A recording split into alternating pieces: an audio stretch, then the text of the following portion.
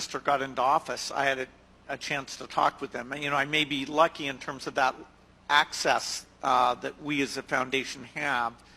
He was the chief minister up in KP before he became prime minister, and that was an area where we needed a lot of action on health and polio type work. So I'd gotten to know him through that polio and health work. So it was pretty natural that when he was elected, we talked about, okay, how do we take that to a federal level, covering the entire country, and what new things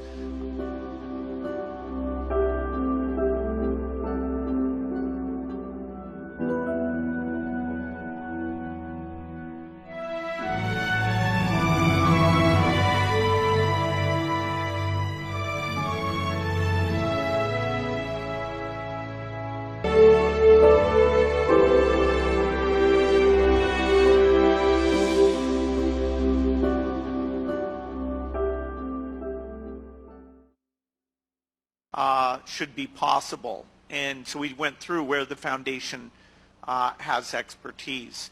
On the financial services, we have a local Pakistani partner who we've had, I think, for over 5 years now, Karandaz, that's helped with all the technical aspects. So there was a sort of a ground had been laid.